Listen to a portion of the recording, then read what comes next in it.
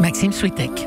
L'innovation, bonjour Anissé Mbida. Bonjour Maxime, bonjour à tous. La ville du Cap en Afrique du Sud connaît une sécheresse sans précédent. Si la situation ne s'améliore pas, les autorités envisagent de couper l'eau courante carrément. Du coup, les scientifiques du monde entier cherchent de nouvelles sources d'eau douce. Oui, c'est même une course contre la montre. Les autorités ont fixé une date butoir. S'il ne commence pas à pleuvoir, à partir du 9 juillet prochain, les réserves d'eau passeront sous un seuil critique. Et c'est l'armée qui distribuera alors des rations de 25 litres d'eau par jour et par personne.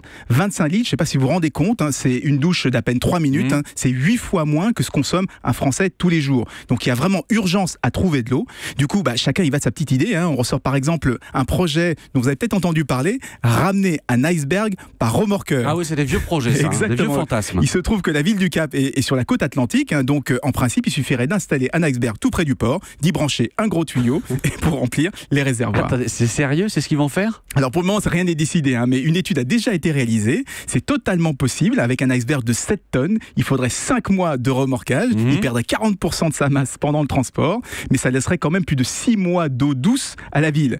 Alors il y a d'autres projets comme ça, récupérer l'humidité de l'air, réutiliser les eaux usées, mais à chaque fois il s'agit de solutions temporaires ou partielles pour une métropole qui engloutit quand même 500 millions de litres d'eau par jour. Donc on cherche plutôt une source durable, parce que si la sécheresse pourrait bien continuer aujourd'hui. Pourquoi ne pas dessaler l'eau de mer tout simplement, puisqu'ils sont sur la côte ? Parce que ça coûte cher et que c'est pas très écologique et les rendements sont pas extraordinaires. Pour vous donner une idée, 3 stations de désalinisation sont actuellement installées en urgence, mais elles produiront seulement 16 millions de litres d'eau douce par jour. Là où je vous disais que la ville en a besoin 500 millions. Donc c'est aussi une solution temporaire ou une solution d'appoint. Donc pour le moment, les scientifiques regardent sous la mer, parce qu'en 2013, on a découvert de très importantes nappes d'eau douce, tenez-vous bien, sous l'océan, à proximité des côtes. Donc il y a la mer, il y a la terre, et sous l'océan, il y a encore de l'eau. Jusqu'ici, ça restait une curiosité, mais avec la sécheresse du Cap et celle qui menace également des villes comme Sao Paulo ou Mexico, on se dit que peut-être on a là une source de secours quand les nappes phréatiques de surface, elles, seront à sec. L'innovation aquatique aujourd'hui. Merci Anissé, à demain.